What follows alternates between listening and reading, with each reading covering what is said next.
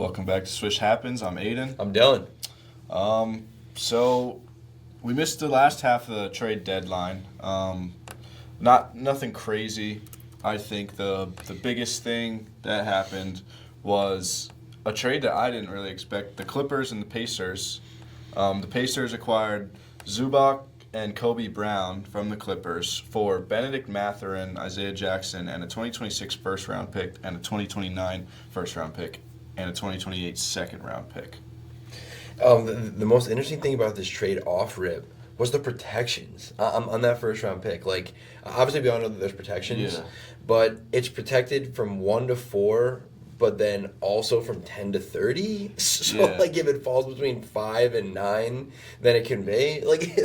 Have you ever seen that before? No, I've only seen, like, the top 5, top 3 lottery, but nothing like there's a little gap.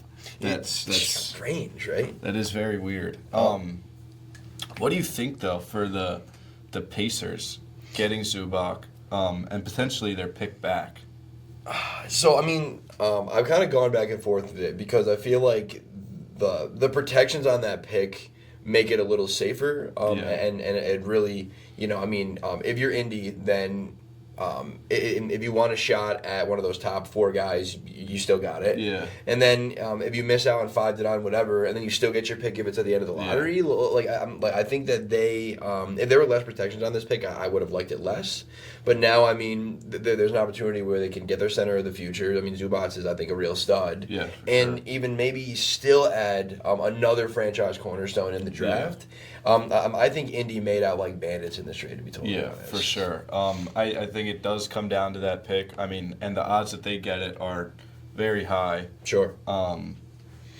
But for the Clippers, you get Benedict Mathurin. He's a good player. I don't know if he's not Zubac level, obviously. Yeah. And if you miss out on that pick, that's all you really get out of that.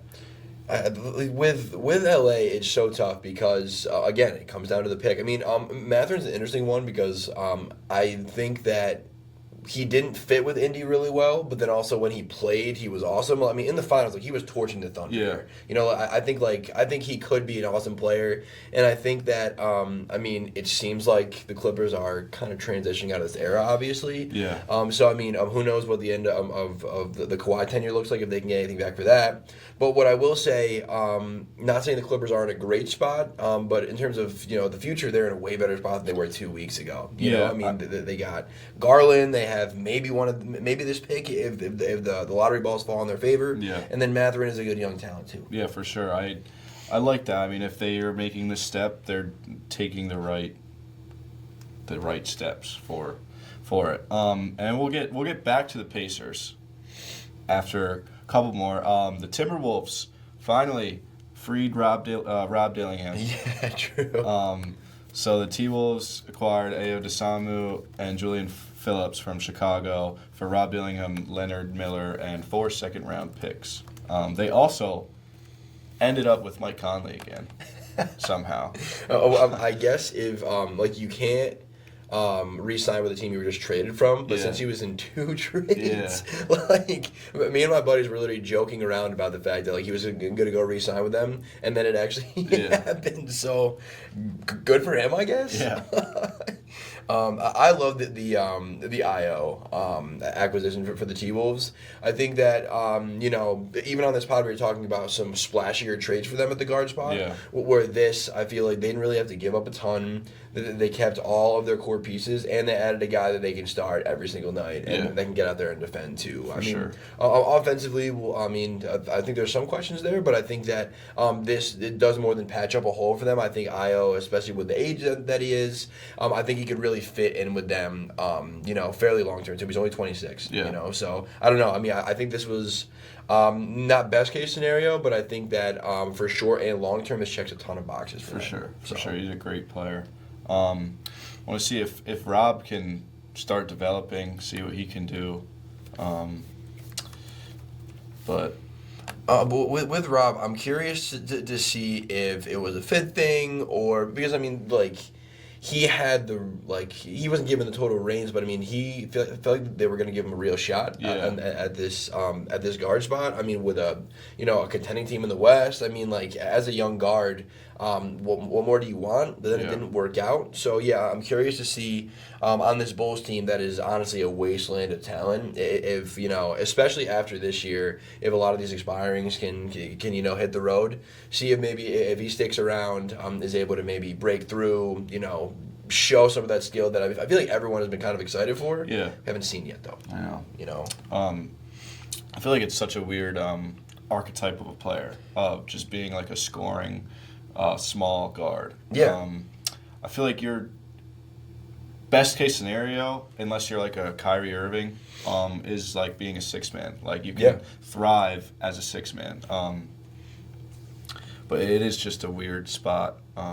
He did play well in his last game. I mean, 16 points and he played 30 minutes. He was getting a ton of burn. That's more burn than he was getting in Minnesota. He threw 7 assists in there. He had 3 steals. So I mean, again, the smallest sample size you could possibly have is like 3 games that he's played there. But I mean, again, it's Chicago. So I mean, while overall Chicago as a team, I think their outlook's pretty bleak. From a player perspective, I think there's way more opportunity for him individually than there was in Minnesota. So for sure. We'll see. We'll see what happens. Yeah, we'll see. We talked a lot about Chris Paul earlier this year. He is now on the Toronto Raptors, if anybody was wondering. Paul, bro. Jose Alvarado is on the Knicks, and he actually just put up 26 in a blowout win versus the Sixers. Like 19 minutes or something like that. I love that. I think he's going to get burned. I think he's going to be in their playoff rotation. Yeah, I really sure. do. I mean, he's from New York. He was a good fit. Somebody to come in and give him some energy, some defense, and maybe 26 points in a blowout. Yeah, sure. Why not? Why not? Lonzo Ball's a free agent. I think there's talk about him going to the Hornets with his brother. That would be fun to see. That would be fun to see, but I also think, to me, that would signal, maybe not the end for Lonzo, but the fact that no other teams would actually want him on in their rotation. I think him going to play with his brother would signal to me maybe a darker, maybe ending era for Lonzo. But maybe it lights a little fire in his career, though. I don't know. Hope so. I hope so, too. I think Lonzo is such a great player when he's playing on his good side. Agree. I mean, he came in as, almost had all the tools you want in a point guard prospect. I mean, his biggest weakness was his form, was his shot form and his shot in general. And he ended up, fixing that for a second in New Orleans. I mean, he was shooting the ball well. I mean, he plays off ball well. He can have the ball in his hands. He was a great defender.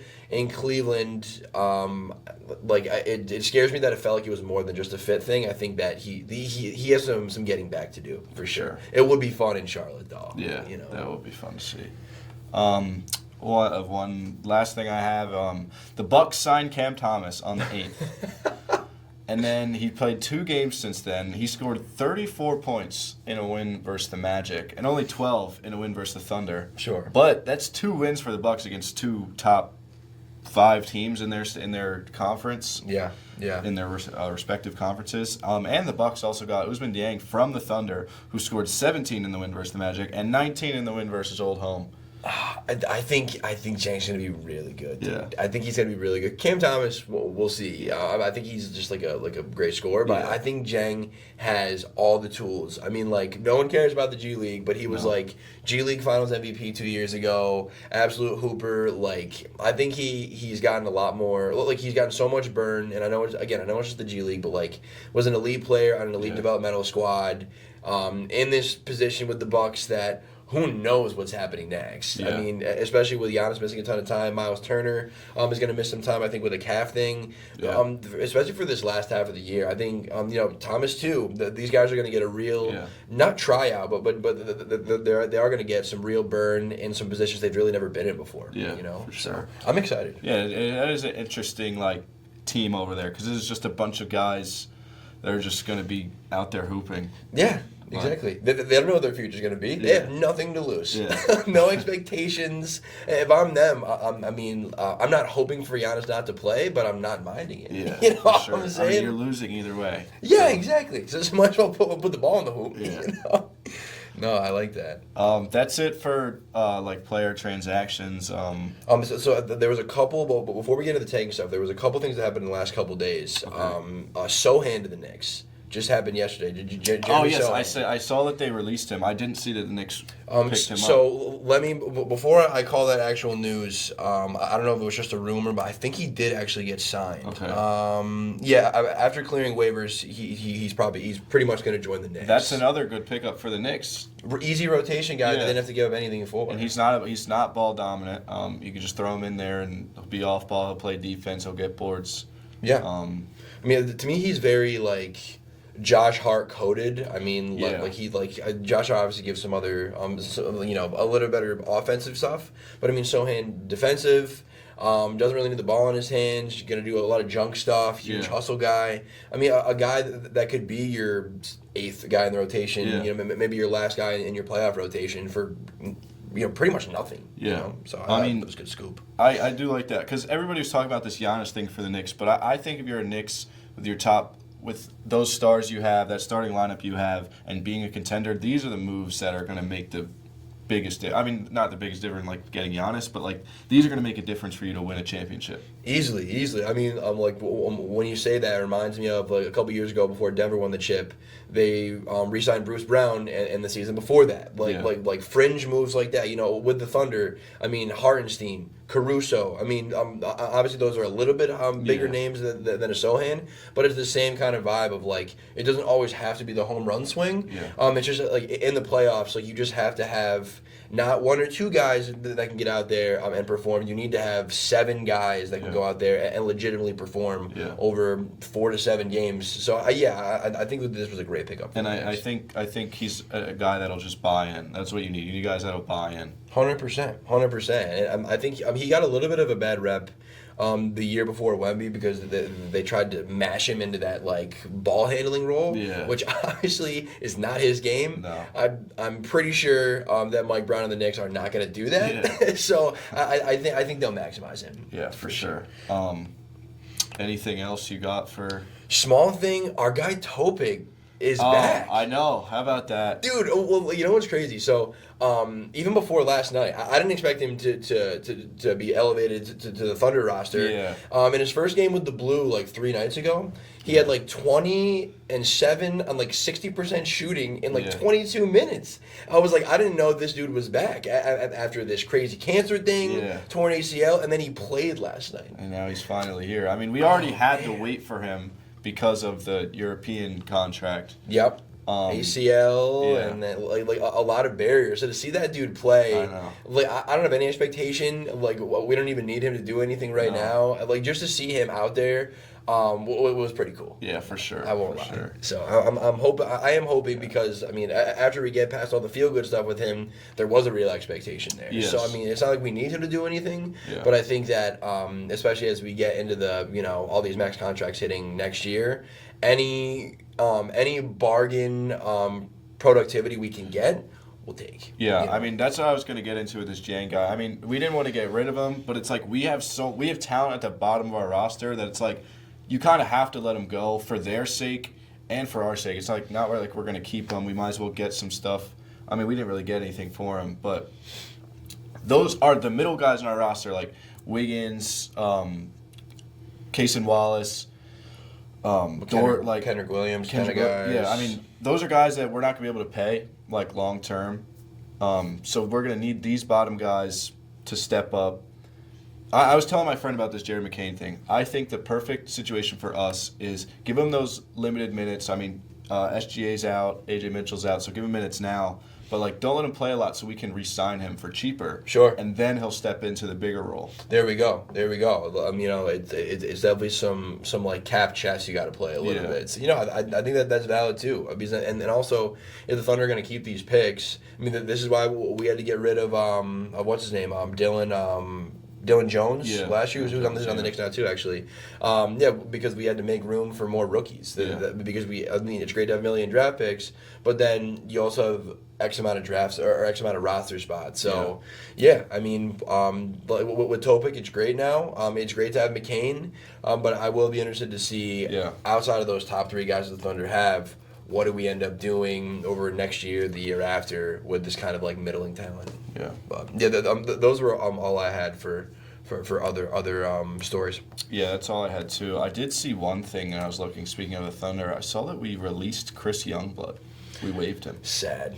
Very sad. He's putting up like 30 plus in the G League. If nobody knows. Yeah. And this is just a guy we have just sitting in the G League. 100%. I don't know why he hasn't seen the court for us, really. I feel like it's so tough. Like, that's where a feel-good thing like Topic is great, but then people don't see the flip side of that, where there is another great talent that we have. I mean, like, again, like, this is like steaks too juicy, lobsters too buttery, but like, we have so much talent, we literally don't know what to do with it. And I'm not even trying to, like, you know what I'm saying? Like, I'm not trying to boost Thunder like that, but it's just real. The truth, yeah. Yeah, I hope he finds a spot, though. He seems like a guy that he can scoop a 10-day and then make that into a 2-way or something legit, you know? For sure. We'll see.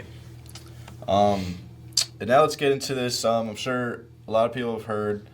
The NBA's fined the Utah Jazz $500,000 and the Indiana Pacers $100,000 for their roster management practices, specifically for tanking behavior in recent games. And now this has kind of shot a whole big surge in the NBA needs to fix tanking now. It's so tough for me because I agree with the sentiment of like tanking has to be fixed. I just don't know what to do. Because I mean, at first I was tight with Jaren Jackson, but then I heard like there's like a tumor. So I mean, I think his was a little more legit. But I mean, that doesn't change the fact that like going into the third quarter before this Jaren Jackson thing, you know, I think Markin had like 27. Yeah. You know, Jaren Jackson had numbers. Someone else had numbers. I think he had 20 plus. Jaren Jackson and Lauri Markkanen both had 20 plus. And they just sat him for the like it's so blatant. And like $500K to you or me sounds like a lot of money, or would be a lot of money for you or me. But like for these teams, like what is that really doing? I mean, like I feel like the only way to really get at this tanking thing would be like to really have some risk of like draft slots. And I don't know how you do that. I think you'd have to have an entire like litigation system. It would be really messy. But the money isn't doing anything, I don't think. The hardest thing is there has to be some sort of bad teams getting better. Yeah. Yeah. But also you can't have teams being purposely bad, which is also obviously the issue. Yeah. I mean, I see like terrible ideas though. Like, I mean, I just saw a report about them thinking about a tournament for the lottery teams, but that's just not. That's not going to work. I don't think. I mean, they already tool with the lottery almost every year. It seems like. Yes. With the odds you're not and rewarded for being the very worst team. You're just rewarded equally for being the bottom 3 worst teams. Yeah. Which like that I get it, but that's not really working. Obviously. Yeah. I don't know. It is just such a hard thing to fix and try to deal with. I don't think it'll ever happen, but this has been something that like I've pushed for years, is if we could get the G League to a level of legitimacy where we could do a promotion and relegation system. And like, if you're the worst team in the NBA, you're not getting the first pick, you're getting bumped down to the second division. I mean, I think like that, I mean, because then there's no incentive to tank. I mean, I don't know how you would tool with the draft. I mean, I don't know if the worst team in the G would get the first pick. I don't know how it would work, but I just think like if there was something where if you like had real repercussions to losing, then those could override or at least balance out with, you know, the benefit of getting the first pick. Yeah. If that makes sense. Yeah. So I don't know. I think that they have to get more creative though. Yeah, for sure. But that's it for recent news. Actually, I got one more thing to add. LeBron James just put up the oldest triple-double of all time. 41 years old. And this was on the heels of him saying that the Lakers aren't a championship team, which I think he's right, but I just think it was just the timing was funny, where like he kind of shat on the team and then went out and dropped a little tripped up. Yeah.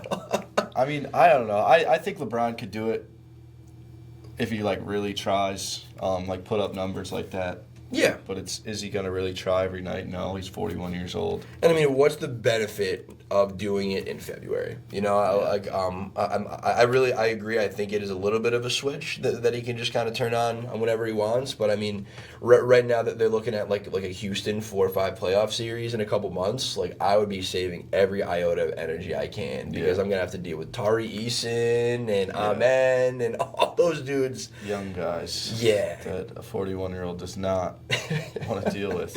No. So I think we'll see a couple more of these random Braun games, but I think the norm is going to be, you know, saving himself for whatever he has left for, you know, some sort of playoff run. I feel like earlier in the year, especially when he was playing bad, there was a lot of noise around Braun and where's he going and this and that. I feel like him being I'm gonna say mediocre, but like mediocre for Braun standards has been good. I think like they don't need a spotlight right now. Like they need to focus on getting better, winning games, like perfecting whatever version of this team that they have for the playoff. Because I mean, if you have Luka and Braun, you're gonna be able to have a shot in any series. So let's keep the spotlight in Milwaukee. Let's keep the spotlight in Oklahoma City, wherever it is. Let's keep it off the Lakers. And we'll see what happens come playoff time kind of thing. Yeah, for sure. That's it. Have you got anything to add? That's it. All right, so we're going into All-Star break. So we're going to do some mid-season awards. It's a little later than mid-season, but All-Star break is mid-season. Exactly. So we're starting MVP? Let's do it. All right. Okay, so for most of these, we had 3. I did cheat, and I have 4 for a couple. Okay. MVP included. All right. So I'll go my 4, you go your 3 or 4, and then we'll chat about it? Yep, sounds good. Okay, so I still have SGA at 1. Okay. I can't say it's not biased. I have SGA at 1. Yeah. I still have Jokic at 2. I have Cade at 3. And then I slid Luka in at 4, and I'll tell you why I did 4 in a second. When you looked at this, did you look at this is who's going to win at the end of the year, or this is your MVP is right now, or just both? So I looked at end of the year. Okay. I looked at both, actually. Okay. I looked at both. All right.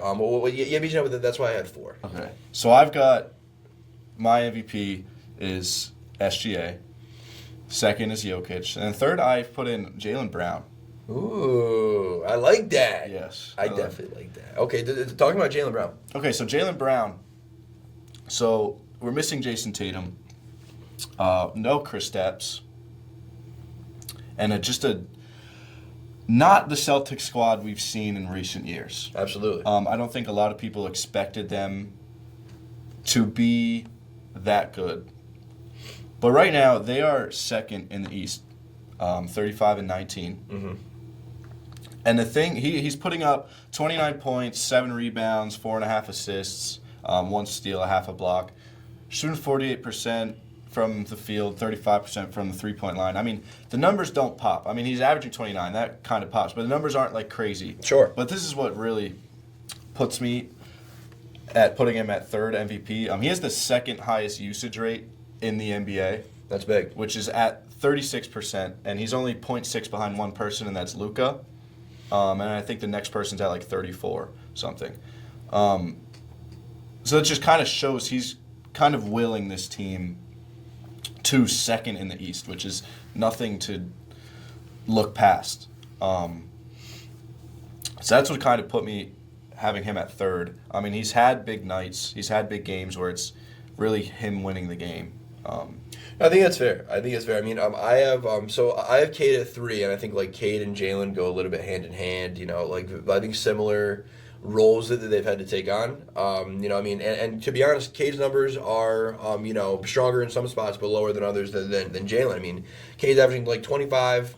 5.5 boards, 9.5 assists. He's shooting 46, 33, 81. Again, kind of similar numbers that like don't jump off the page as, oh my God, this guy's the MVP. Yeah. But the roles that they've had to take on. I mean, Jaylen obviously because of the Tatum injury, and then Cade just because who do they have? I mean, Yeah. I know Duran is an all-star, but I mean, they both had to take such steps in terms of massive roles in terms of being able to win games, and they both done it. I think looking at this, if the Celtics were number 1 in the East and the Pistons were 2, maybe I would have had Jalen in here. Which I think is not as much like me weighing like wins more, but I think that from a predictive standpoint, I think these awards do most of the time go to best player on the best team kind of thing. For sure. But I think you could argue me either way with like a Cater or Jalen. So I put 4 on here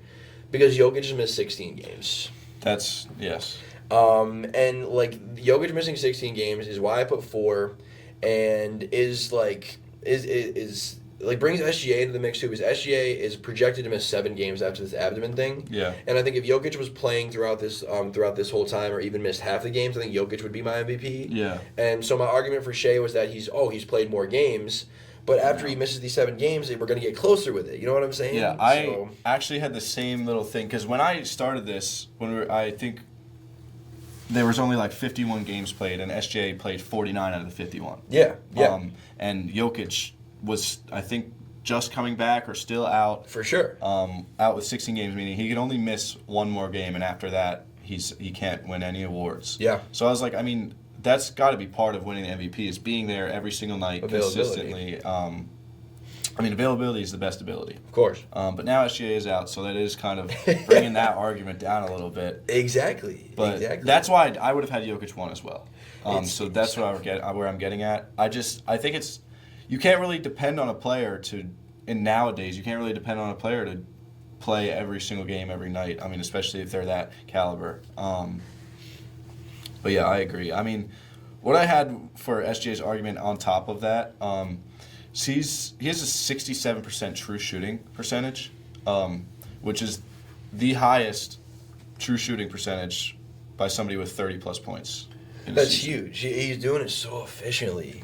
And the defensive stuff is good too.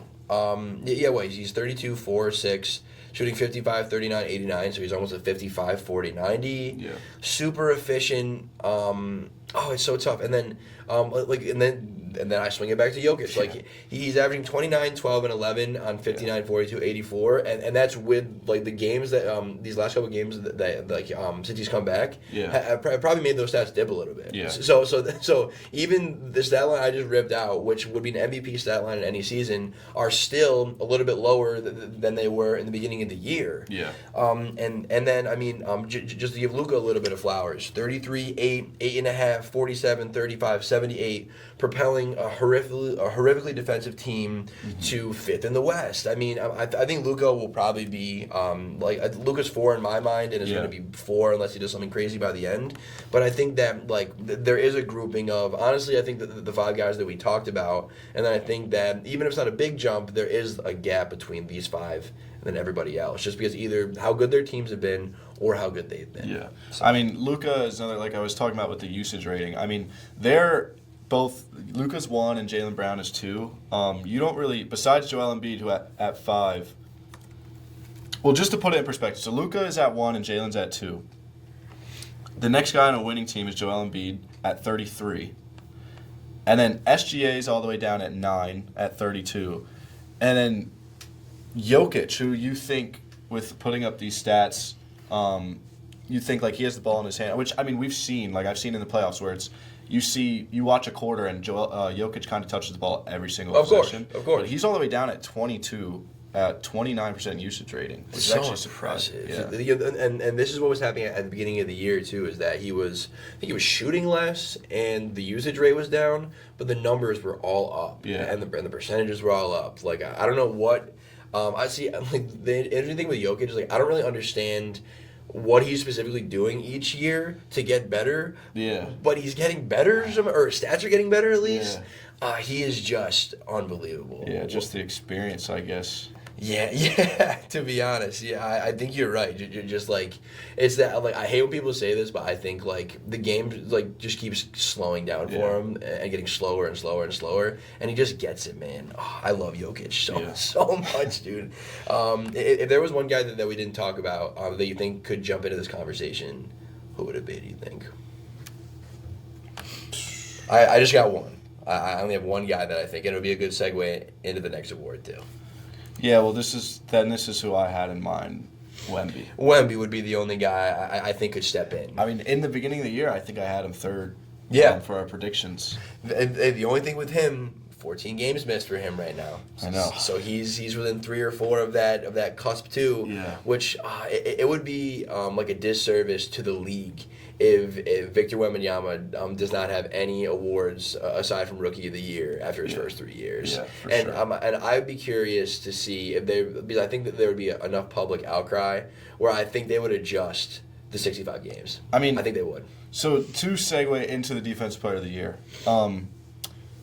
obviously number 1 is Victor Wembanyama, and then number 2 is Chet Holmgren. I didn't really put a third. Yeah. You could say your third. I had a Sar, Yeah. just because I think he's taken a big step, but I mean, there's definitely a big gap between 2 and 3. Yeah.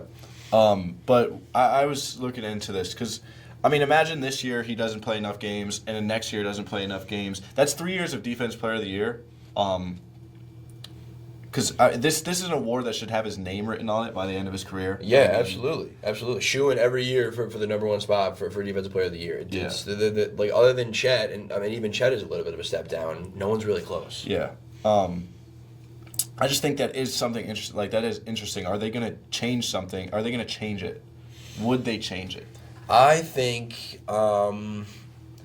they would, and I really do believe in the power of public opinion with this stuff. And I think that if there was enough backlash from not just fans, but then players get involved on this, coaches will get involved on this. Yeah. All we need is enough press conferences post game, or especially like when it gets to the playoffs and Wemby is absolutely dominating defensively, for people to say, okay, like this dude should be the Defensive Player of the Year, man. Yeah. If you could change it, what would you change it to, or would you have a minimum? I would bring it down for sure. I think even like bringing it down to 60 makes a big difference. I think that those 5 games make a big difference. I mean, Jokic went out with a decent injury, and if he had 5 more games, I don't think anybody's even really worried about it unless he gets injured again. Sure. But I feel like 60 would be a good fine line. I mean, that's 3/4 of the season. I think that's a good, besides those 2 extra games. But I think you should put it at like 3/4. I mean, 65 is a very weird number. Yeah, I agree. So I think that's what I would do. I would lower it down to 60, see how that looks.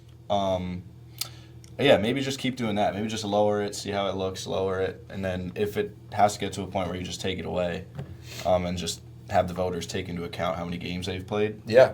I mean, I wouldn't even mind. It's tough because I want to say I wouldn't even mind like half, and that would be 41. But then the whole I try to think about the whole point why they did the minimum was about like load management and this and that. So it's like I wonder if there is like a sweet spot, but between allowing the best players to get the best awards and like maintaining the battle against load management.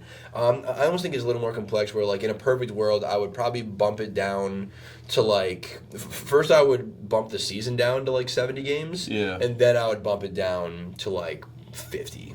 So then you can miss 20 games. There's 12 less games in the year. Let's stop doing almost any back-to-back, so there's no need for load management.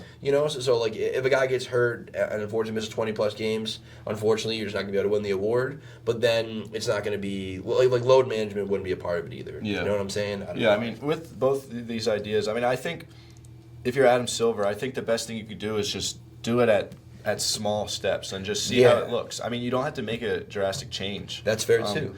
Like you said, like you don't have to go from 82 to 70 even. You can go from 82 to like 76, 75 and just cut the back-to-backs out. Yeah. I think that would be such a great thing because there's so many like they have every NBA team has like teams of data scientists and med staff that are monitoring, these guys' bodies and on back-to-backs this guy's not playing or on the front end of the back-to-back you're not playing or we took a big road trip. So stuff like that. Like let's just mitigate the health reasons for these guys not playing. And then we can finally see, Wemby rack off 4 DPOYs in a row. Or, like, Giannis is not going to get any awards this year because he's already missed too many games. Like, that's... Like, Giannis Antetokounmpo should not be missing, or should not be not getting awards over the course of any of these NBA seasons during his prime, So, we'll see. But, and the DPOY, I mean, it's Wemby. I mean, if he misses too many games, I think it'll be Chet's. Yeah. And then, I mean, I had Asar, and because again, I think Asar takes like the toughest defensive matchup every night. Like he's great. He's a great rotational defender, good help side blocker. I mean, I think he's solid, but again, I think there's a big gap. Yeah, I mean, Wemby is averaging 2.7 blocks and 1 steal per game. He's leading in blocks by 0.7, which is a lot in a per game frame. Definitely. All right, well, what's our next award? I might have Rookie of the Year. Okay, who do you got? I've got Cooper Flagg. Sure. It was way more of a toss-up if you asked me maybe 3 weeks ago. I agree. But he had that 40-point game. He's averaging 20.4 points, 6.5 rebounds, 4 assists, shooting 48% and 30 from the 30 from the three-point line. He's averaging 0.8 blocks, 1.2 steals. I mean, he's playing very good. I mean, and now this Mavericks team is his team. That's right. Yeah, he's top 5 in all major stat categories for rookies. I mean, defensively, he's got to be the best rookie out there right now. He guards like almost all five positions. And I think from a number standpoint, this race is pretty much going to be over just because he's going to get his stature's going to go up, I think. Yeah. With everyone gone, I think, again, like you said, it's his team. I mean, Khan, who I'm sure is that year 2 as well, yes. has been unbelievable as well. Like, this is not taken away from Khan. I mean, like, he's second in the entire league in 3 points made. He's going to shatter the rookie 3-point record. Night to night, he looks better and better on a Hornets team that is, like, the hottest team in the league. Yeah. I think there could be a little pressure applied by Khan, but I think that I don't really think there's a ton that he could do. I think it's Coops to lose, to be honest. Yeah, like I said, I mean, 3 weeks ago, if you asked me, I would say Khan looks like really amazing. I think he might deserve this more. But I mean, Cooper Flagg kind of stepped it up. I mean, it is your rookie season. Everybody's going to get better and better as it goes on. But I think Cooper Flagg the difference between Cooper Flagg and Khan is Khan's playing great, and he's playing a role. He's shooting superb, but Cooper Flagg is kind of leading his team. I mean, they're not winning, but he's leading his team. Yeah, and he's putting up very good numbers. No, that means something. And I have an idea for a segment that I want to get out there too. So like, we should do something in the future about like a franchise cornerstone draft. Like if the league reset, and you were doing a draft and you knew you were going to be able to have this guy for the next 8 to 10 years, who would you pick? Because I think Cooper Flagg is in the top 3 or 4 for me. I think he might be in that top. I'd have to really look. I think he might be 3, not 3 for me. Like I mean, I think number 1 is Wemby. Yes, for sure. Yes, and then after that. And then after that, it is. I think he could. He's definitely top 5. I would put 100% top 5. Yeah. I think we should flesh this out. Yeah. I think we should do this either next week or the week after because I think there could be some good stuff in there. But speaking of Khan, before we move on, So he's shooting 43.1% from the 3-point line. Insane. Which is insane as a rookie. So I was interested because I was like, this has got to be up there for a rookie 3-point percentage. So he's actually 8th all time. If the season ends today, he'd finish 8th all time in 3-point percentage by a rookie. Okay. And the people above him are only decimals above him. Okay. So if he jumped up 1 whole percentage, just like from 43.1 to 44.1, he'd be at 2nd. That's crazy. And only behind. How about this? Only behind Anthony Morrow in 2008, 2009. He had a 46.7 3-point percentage. That's a random hooper. That's insane. I mean, and the people in between him and Anthony Morrow. So you have Steph Curry, Jason Tatum, Desmond Bane. But other than that, DJ Augustine's at number 2 right now. What the hell? And then Wesley Person in 94 and 95, and Michael Dickerson. So I mean, obviously, guys, are probably some low volume there then. So on volume is at 8. Yeah, that's nuts. I mean, I think if we're looking on volume, it would go. I don't know. I think Anthony Morrow was taking threes, but yeah. So let's go Anthony Morrow, Steph Curry, Jason Tatum, Desmond Bain, Khan. He'd be at 5 right now if we're looking in volume. That's good company to be in right there, man. And I think that this all feels so much better because they're winning. Yeah. Like at first it was the last 10 games like they're best in the league. The last 15 games, last 20. Now and like in terms of like total league numbers over the course of the entire season, they're creeping up into top 10 in net, top 10 in offense. And a huge reason is this dude, a rookie, is taking a ton of that scoring load and playmaking load, man. And he's so good. Yeah, and also Cooper Flag looking in all rookies of all time. He's in great company of rookies averaging over 20 points in their first as a rookie. How many are there? There's a lot. But Okay, I took out from I looked from 80 and down, and he was still down past 25. Okay. So I was gonna guess, but that's a little too many to guess. Yeah, I would say it's probably like 40, but I mean, I'd say 30 out of the 40 names are guys that are gonna be Hall of Famers. Yeah, there we go. So he's in good company. Yeah, for sure. Who'd you have at 3rd for Rookie of the Year? So I thought about this way longer than I should have because whoever's third's not going to win it.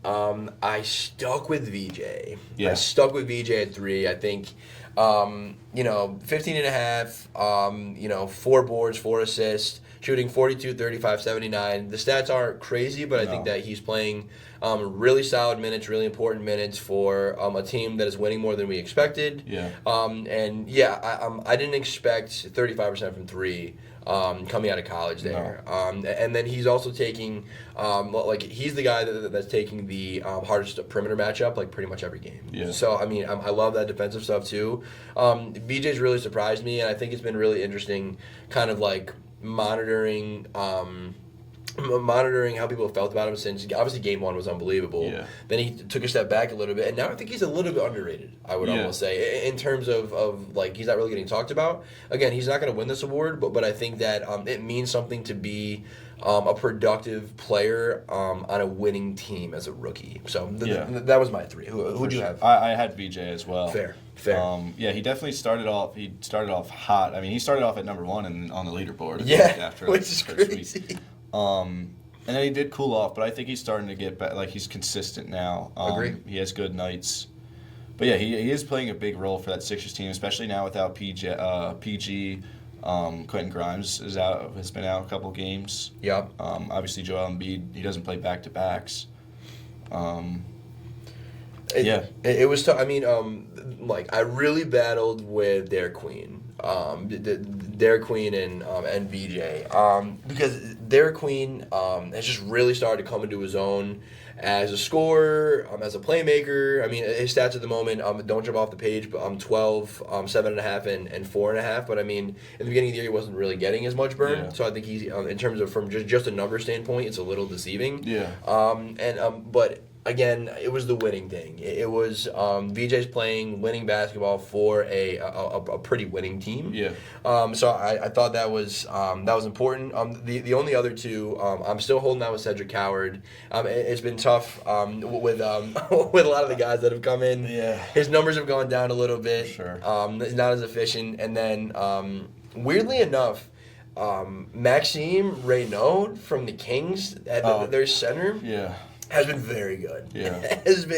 He had like a 20 and 20 last weekend. Super efficient, blocking shots. I think that guy has a shot to make all-rookie first team. Yeah. I don't know if he will. I think if the season ended today, I think he would get some votes. Yeah. So just a little bit of under the radar guy. Wanted to show some love to there. But no, it's a very good rookie class here. I mean, especially at the top. It almost feels like this rookie class and then the rookie class coming in next year could be like league defining for the next literally 15 years. For sure. Like really could be like these could be our stars for the next era of the NBA. Yeah, I agree. And then I've got 6th man. This one, I just think this award when there's not like a front runner, it's really hard. I feel like it takes a lot of like digging and like. It takes a lot of digging to really find who you think should be won. So I'm curious to see who you have. I have Naz Reid. Okay. Number 1. Okay. And then I have AJ Mitchell at number 2. And then actually I have this guy that I could honestly see winning this award. I could see either three of these. I could see people that aren't on this list winning these. But Keldon Johnson. Okay, At yeah. my number 3. 100%. So who do you got? Okay, so I'm pumped. So ours are pretty different. I have Jaime Jaquez at 1. Who I'm pumped because I had this dude in my preseason at like 3, and I think he's got a good shot. Jaime at 1. I do have Keldon Johnson at 2. And then 3, I was battling, dude. Like, Naz Reid came up. AJ Mitchell cooled off, so unfortunately I had to bump him a little bit. Yeah. I went with Big Stu. Big Stu. I actually saw him and I was thinking about, I don't know. It's tough. I mean, and especially not the greatest PR. No, not at all. That fight was crazy. Yeah, that was insane. He inserted himself in a way that he did not have to, which was hilarious. He had ice on his knees. Dude, like, sit down. But I don't know. I think, like, just making a case for him to be in the conversation, he's the epitome of the stats do not jump off the page at all. 10, 5, and 1, shooting 54, 32, 76. Yeah. But I think that on a team that has overperformed, he's done a lot. He's an underrated stretch big, which I feel like off first glance no one would expect that. Yeah. He's a bruiser. He does a lot of things that don't show up on the stat sheet. You know, like brings a little more physicality to a team that needs that. Just a defender and a spacer. He's playing 23 minutes a game. I just think he's been solid, but he probably won't win. No, I like he's the enforcer over there. Yeah, yes he is. Yes he is. So yeah, I mean, I went with the numbers here. I mean, Jaime, he was definitely one of the names I was thinking of. Honestly, if I were to really think about it and like who deserves to win the 6-man? Who does the bow? Who has the numbers and who also plays their role as a 6-man, comes off the bench and does what they need to do? That's why I put Keldon Johnson. Yeah, agree. I mean, in previous years, his role was a little bit different. I feel like he was a little more heavier on the volume of taking shots. But I mean, now he's kind of comes in, plays off ball, does what he needs to. I mean, he's shooting 38% from the 3-point line and 55%. From the field, averaging 13.5. He's a perfect piece for this Spurs team that needs a shooter to come in. I just think he looks really good in that role. Yeah, I agree. I think a big thing that you mentioned is that his role was different before, and like for me, that was a big reason why I put him here because in seasons 2 through 5, he started 67, 74, and 63 games. So seasons 2 through 4 or 5, whatever I just said. And now he started 0 in the last 2 years. Yeah. He was a 20 point a game scorer, 17 point a game scorer, and now that has dropped in a positive way. Yeah. Because he's made way for these great young guys. This guard rotation of Harper and Castle and De'Aaron Fox.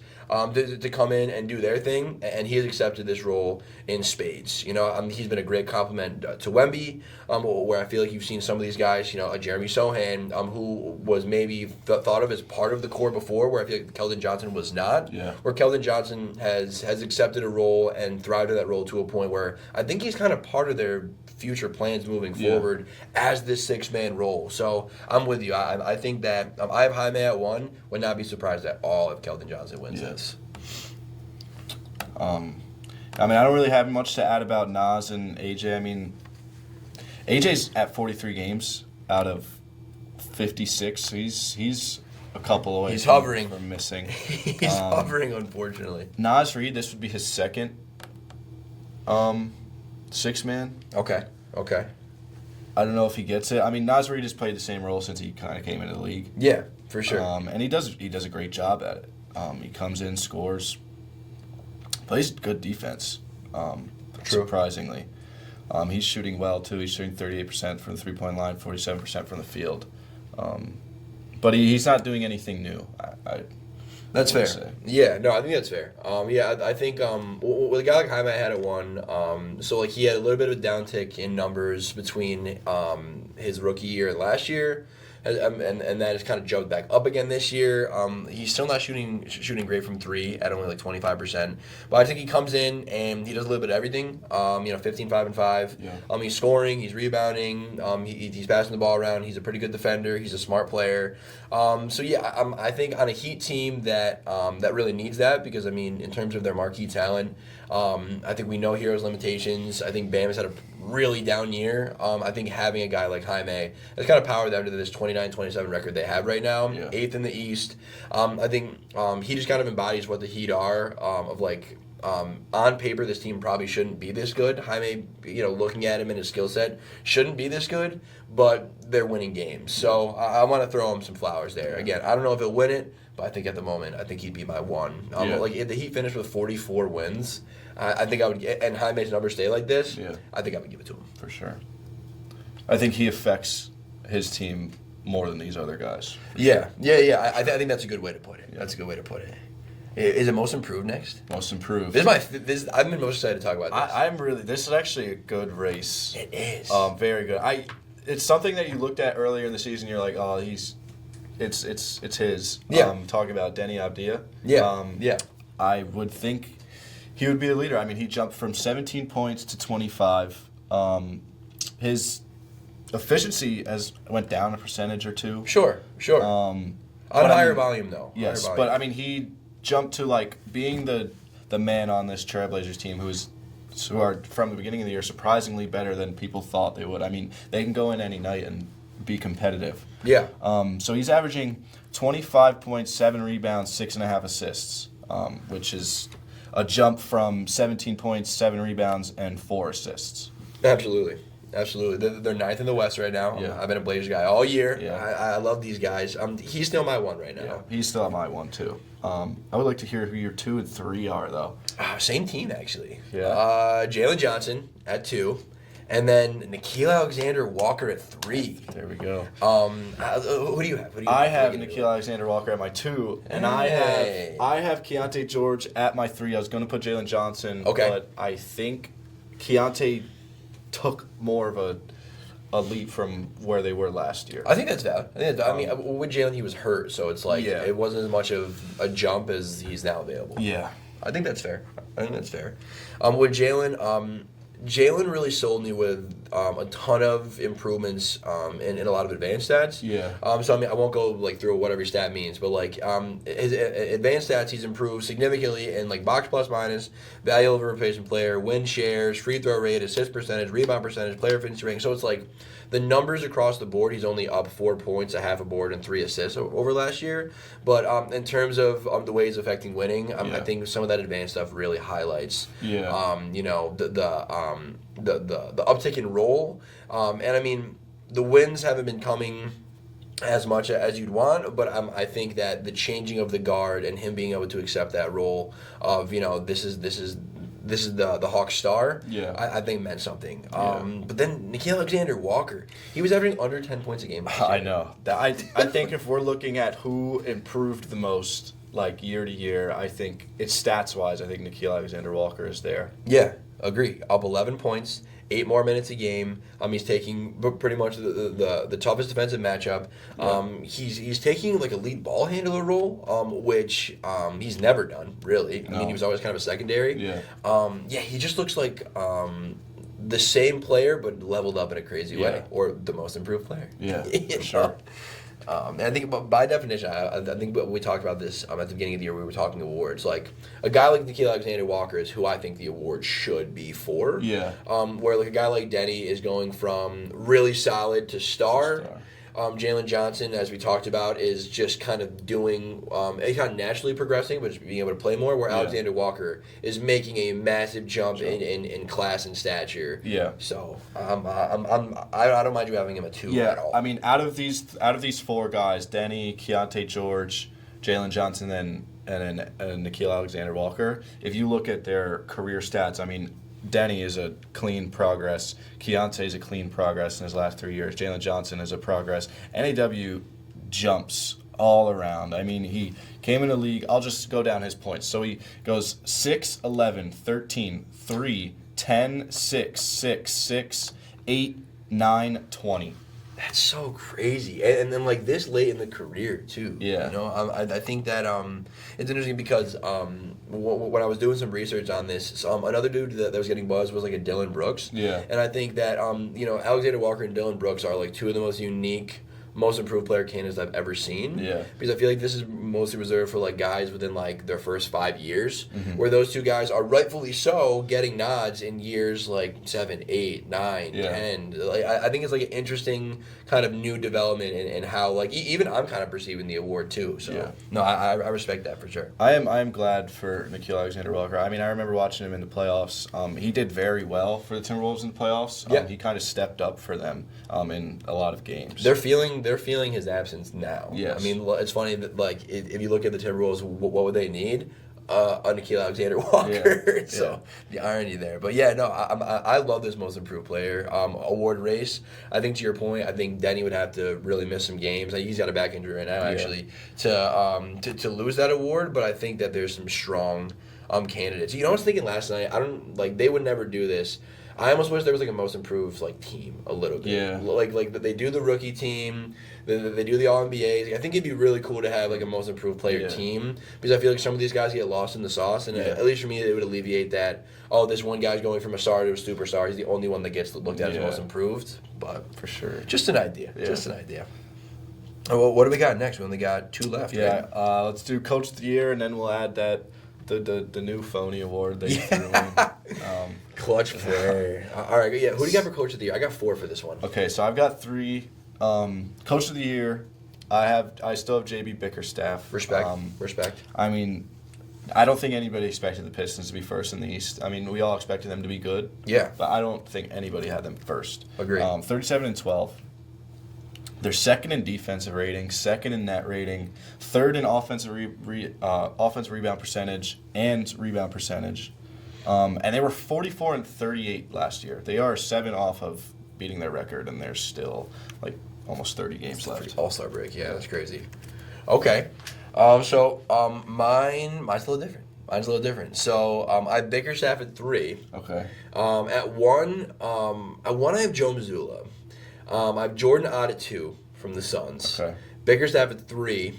And then I still had to throw some Thiago Splitter love in there at 4. Yeah. He's not going to win it, but just I think it's a running thing that's my guy. Yeah, so I had Bickerstaff 1. I had Mazzulla at 2. Love it. And I actually threw in Dagnall at 3. Okay. I like the Suns pick, though. I like Jordan. I think out this year, like everyone talks about, you know, like especially a team like the Suns coming into the year, you know, culture changing and we want to, you know, do all the right things and all the stuff you're supposed to say. Yeah. But the Suns are really doing it. I mean, like if you look at anything from preseason predictions from, you know, ESPN or betting odds, everyone was really low on the Suns. Yeah. They've overperformed to a really impressive amount. I think a big thing is due to this guy. I think that like coaching gets a little bit underrated in the NBA. Yeah, for sure. And I think that in situations like this, you need someone at the helm that can, you know, work with guys like Dylan Brooks, work with a star like Devin Booker, also work with some young guys, and be able to get everyone to buy in. And I think he's done a really good job with it. I think with Mazzulla, just the exceeding expectations thing. I was having a conversation with my buddy who was, honestly, he was slandering Sam Presti. I'm not even going to get into that argument. But he was giving Brad Stevens love for bringing in all these guys that the Celtics have that are overachieving. Yeah. And my point was that, yeah, I mean, did Brad Stevens bring in Nemeas Queta and Luke Garza? Sure. But Joe Mazzulla got not just the best out of those guys, but he got so much out of those guys that they are second in the Eastern Conference. Yeah. Everyone thought this was an off year for the Celtics, and they're one of the best teams in the league. So I think Mazzulla should get his flowers this year. Yeah. I think he's done a really unbelievable job with what he was given in terms of roster construction this year. That's why I have him second. I mean, one thing I saw that was interesting. They're in the bottom half in field goal percentage, but they're still second in offensive rating and third in net rating. That's an insane stat. Yeah, that's an insane stat. It just like doesn't make sense how it even fits. But 100%. And I mean, like we talked about Jaylen Brown a little bit before. You know, Derek White, like guys that stepped up, and I think like. I'm not taking any credit away from those guys. Those guys, you know, were called upon to do a little more, and they did. Yeah. But again, like there was such a big drop off in talent after those guys on paper. But then, within the lines of the court, those guys are playing so well. Yeah. I think you've got to give that to the coach a bit there. You know, sure.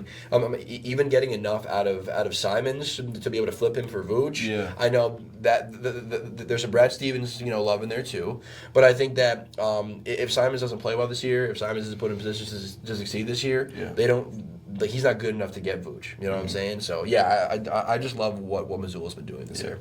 And then I threw Daignault in. I mean, it's kind of just like it gets old. Like you can't really just put him in there. Like, but I mean, they're 42-14, first in the West. They're fourth in offensive rating, first in defensive rating, first in net rating. I mean, their net rating is 11.3. The next is Detroit Pistons at 8.3. I mean, it's just they're miles above. I mean, it doesn't. I mean, they are losing games that we shouldn't lose. Sure. And we have a great roster. But I don't think that's something you can take away from a coach. There's a level of consistency that he gets out of the team that is really hard to find. Yeah. So, no, I'm with you. Listen, you're not going to catch me saying anything bad about Mark Daignault. I'll tell you that. And then we got Clutch Player of the Year. I have Maxey and SGA. I don't feel sick about any of them. I have Ant SGA Maxey. There it is. There it is. So I mean, I looked at their clutch stats. Same. And Same. I took out anybody that has stats, but if you have a losing record in your clutch time, how can you win Clutch Player? Can't. So I have Ant number 1. He has this is his clutch stats. 5.9 points, so 6 points, 59% from the field, and 38% from the three-point line. He's 10-9. I looked at this last week. They were 9-8, and he had a 60-something% field goal and a 50-something three-point. Oh, that's foul. Yeah. That's foul, actually. But so that's why I put him at number 1, and then I had SGA at 2. He's averaging 6.7 points, 50% from the field, 29% from the three-point line, but they're 12-7 in the clutch. And then Maxey at 3rd, he's averaging 4.7 points, 47.8 from the field, 28.6 from the three-point line, and they're 16-13 in clutch. Yeah, I mean that's gonna get it done. That's gonna get it done. I mean, yeah, I don't have too much to add. I mean, yeah, like Maxey has the most sheer clutch points added. I think I put Maxey at 1 too because like I saw a bunch of Sixers games in the early part of the year and I watched him do it in person. Yeah. And I was like, you know what? Who cares? I'm gonna let that push him to the top. I think that's something that they would give to.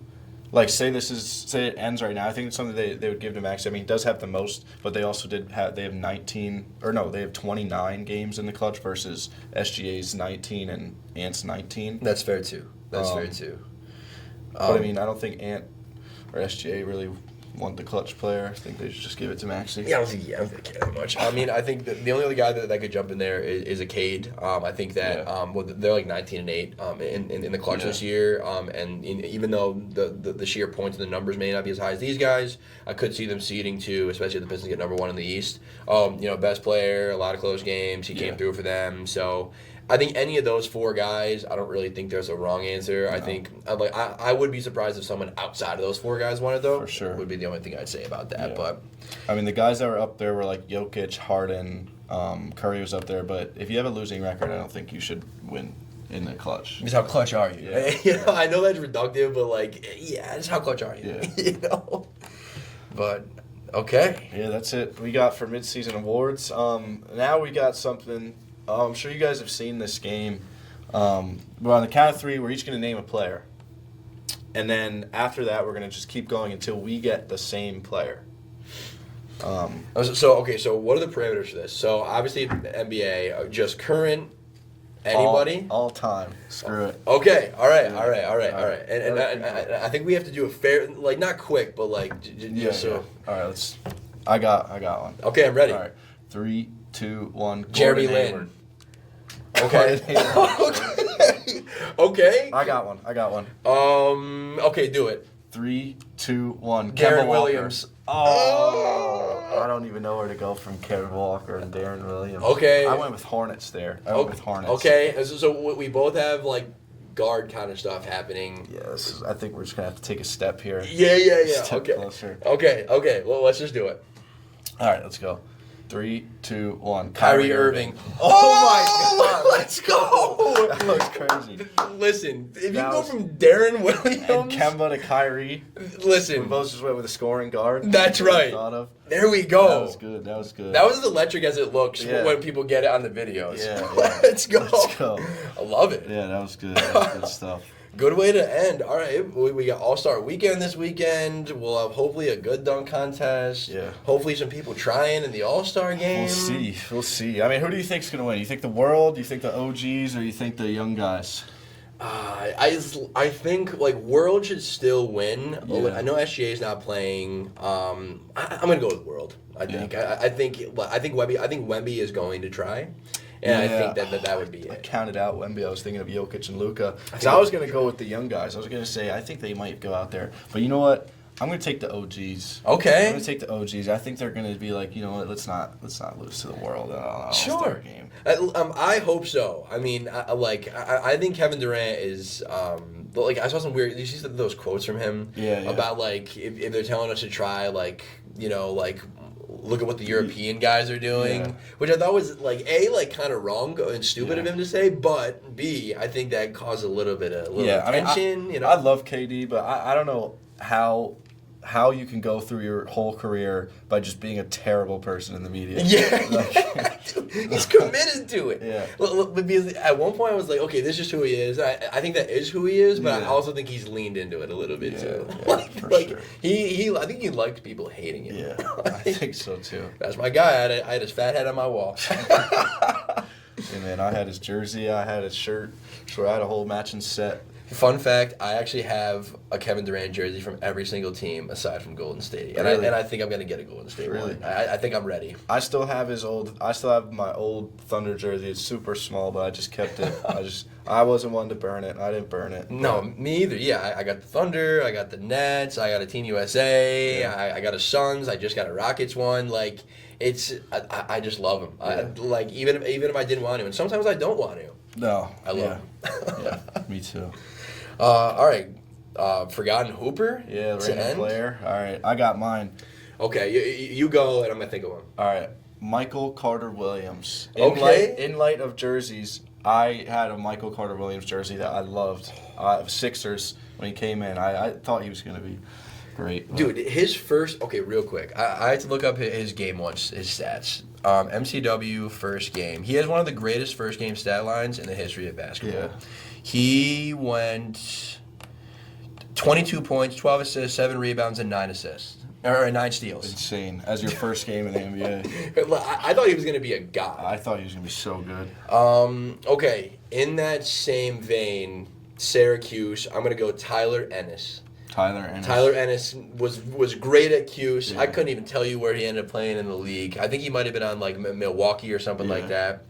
Two Cuse guys. On the Suns for a little bit, I think. Maybe I'm thinking of Tyler Ulis. Yeah. Dude, Tyler Ulis. He had a crazy game winner. He was like 5'6". Wasn't he? Damn. Oh yeah. So that was a bonus random. I'll add another bonus. Tony Roten in light of that terrible Sixers team. One of my boys had a NBA 2K franchise and would abuse Tony Roten. He put the quarters on 12 minutes, and he would score like 40 a game with Tony Roten. Yeah. So that's Tony Roten. We've doubled up on our random hoopers. There we go.